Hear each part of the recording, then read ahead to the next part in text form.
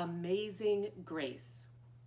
Amazing Grace by Mary Hoffman and pictures by Caroline Bench. Grace was a girl who loved stories. She didn't mind if they were read to her or told to her or made up in her own head. She didn't care if they were in books or movies or out of Nana's long memory. Grace just loved stories.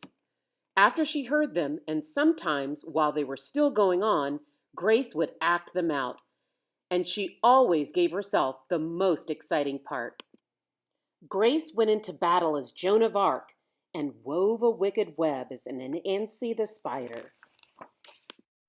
She hid inside the wooden horse at the gates of Troy. She went exploring for lost kingdoms. She sailed the seven seas with a peg leg and a parrot. She was Hiawatha, sitting by the big sea water, and Mowgli in the backyard jungle. Most of all, Grace loved to act out adventure stories and fairy tales. When there was no one else around, Grace played all the parts herself.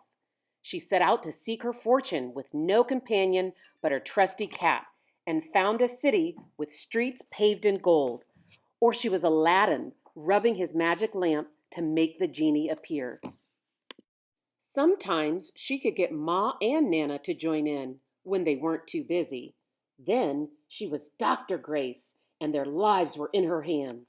One day, Grace's teacher said they would do the play Peter Pan. Grace knew who she wanted to be. When she raised her hand, Raj said, "You can't be Peter Pan. That's a boy's name." But Grace kept her hand up. "You can't be Peter Pan," whispered Natalie. "He isn't black."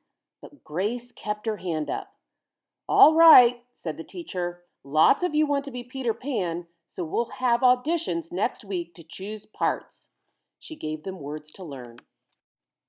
When Grace got home, she seemed sad. "What's the matter?" asked Ma. "Raj said I can't be Peter Pan 'cause I'm a girl."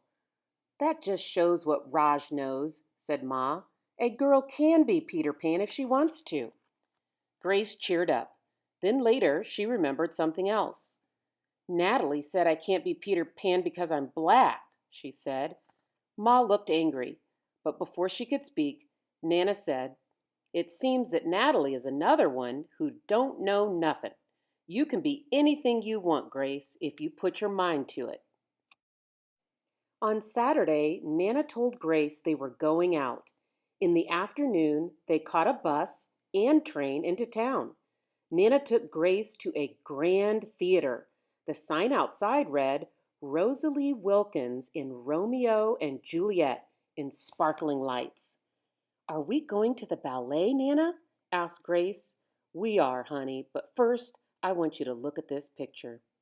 Grace looked up and saw a beautiful young ballerina in a tutu.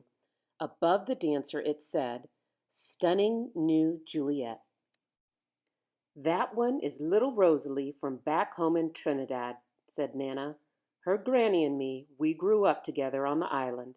She's always asking me, do I want tickets to see her Rosalie dance, so this time I said yes." After the ballet, Grace played the part of Juliet, dancing around her room in her imaginary tutu. "I can be anything I want," she thought.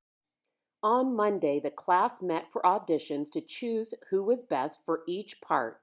When it was Grace's turn to be Peter, she knew exactly what to do and all the words to say. She had been Peter Pan all weekend. She took a deep breath, imagined herself flying.